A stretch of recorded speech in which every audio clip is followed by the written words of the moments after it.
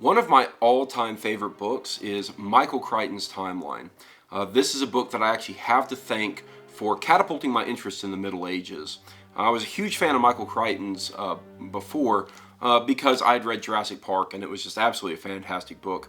And when this new book came out, I was really excited to go and read it. And it was about 1999 that this came out.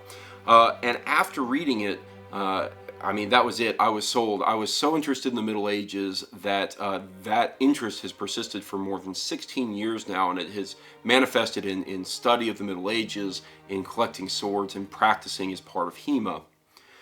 And that kind of leads into what I want to talk about today, and there's a little passage here that ties directly into the thought process I want to kind of cover today. And so I'm actually going to read this passage because Crichton, while he didn't get everything perfectly accurate, he's really good at dispelling myths, and he's really good at not playing into the typical thought process of someone who's going to be reading his books. And he really wanted to tackle the concept of sword fighting. Now, keeping in mind this book was written well before HEMA was really an established thing. It was right at the beginning of the movement of recreating sword fighting. But I think that this passage is very telling, and so a little bit of a preface to it. There's a character named Andre Merrick, and he has some experience, real basic experience in fighting with long swords. He likes to be a medieval recreationist, and so he likes to try to practice based on source materials. Does that sound familiar? Pretty interesting that this happened before HEMA was really a thing.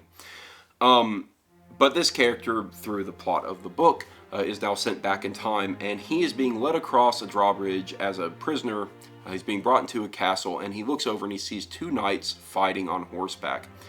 And in seeing the fight, this is what is said. It was so fast. The swordplay was so swift and continuous, attempting to slash with both downswing and backswing, so that it looked more like fencing rather than sword fighting. The clangs of impact came only a second or two apart, and the fight proceeded without hesitation or pause. Merrick had always imagined these fights as taking place in slow motion, ungainly armored men wielding swords so heavy that each swing was an effort, carrying dangerous momentum and requiring time to recover and reset before the next swing. He had read accounts of how exhausted men were after battle, and he'd assumed it was a result of the extended efforts of slow fights encased in steel. These warriors were big and powerful in every way. Their horses were enormous, and they themselves appeared to be 6 feet or more and extremely strong. Merrick had never been fooled by the small size of armor in museum display cases. He knew that most any armor that had found its way into a museum was ceremonial, and had never really been worn in anything more hazardous than a medieval parade. Merrick also suspected, though, that he could prove it, and that much of the surviving armor, highly decorated, chiseled, and chased, was intended only for display, and had been made as 3/4 scale, the better to show the delicacy of the craftsman's design. Genuine battle armor never survived.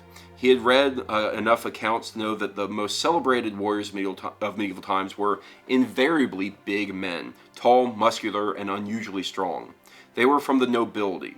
They were better fed, they were big. He had read how they had trained and how they delighted in performing feats of strength and amusements for ladies. And yet somehow he had never imagined anything remotely like this. These men fought ferociously, swiftly, continuously, and it looked as though they could go all day. Neither gave the least indication of fatigue. If anything, they seemed to be enjoying their exertions. And so the thought process I was going down earlier this week, and I began to do some math on it, was, well, just how skilled were the contemporary medieval knights compared to us today in HEMA? And to kind of give some insight into that, I did some basic number crunching.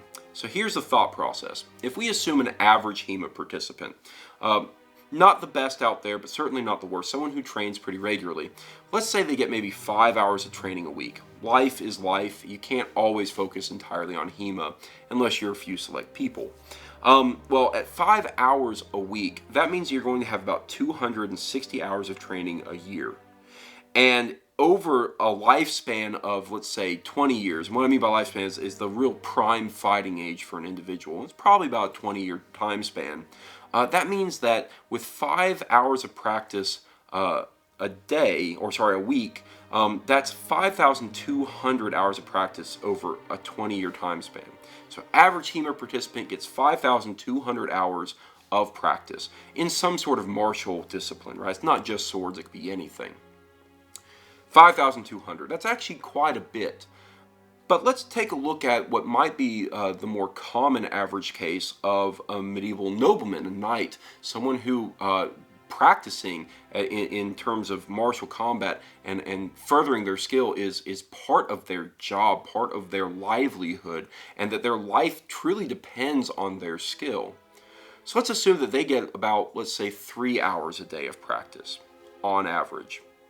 Well, in just a year, that's 5,460 hours of practice. That means that in a single year, they get more practice than a HEMA practitioner today would get in 20 years.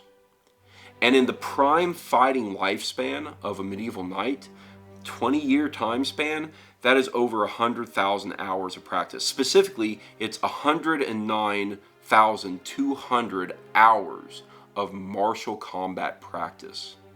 Now, in the passage I read, it's kind of exactly what's being said. These people are strong, they're fit, they don't fatigue easily. Even wearing armor, they can exert at that level for long periods of time. And we actually see that in medieval accounts of battles that could take all day, sometimes more than one. It takes a lot for someone to be able to do that. It takes a lot of training, it takes a lot of physical exertion. And I think it's very telling just how far away we are in the modern age from being even on the same level as a contemporary knight. I mean, you look at some of the great HEMA practitioners out there today, and they're nowhere even close. I think it's a really impressive thought process to go through, because as good as we are getting in HEMA, we're still so very far away from where people really were truly back then. And it's interesting, and I'm very interested to see where we go in the next 20 years with HEMA, to see where some of the great HEMA fighters will end up in terms of their martial skill. It'll be very interesting, but we'll always have to keep in mind that, well, they're nowhere close to what a medieval knight would be after 20 years of training.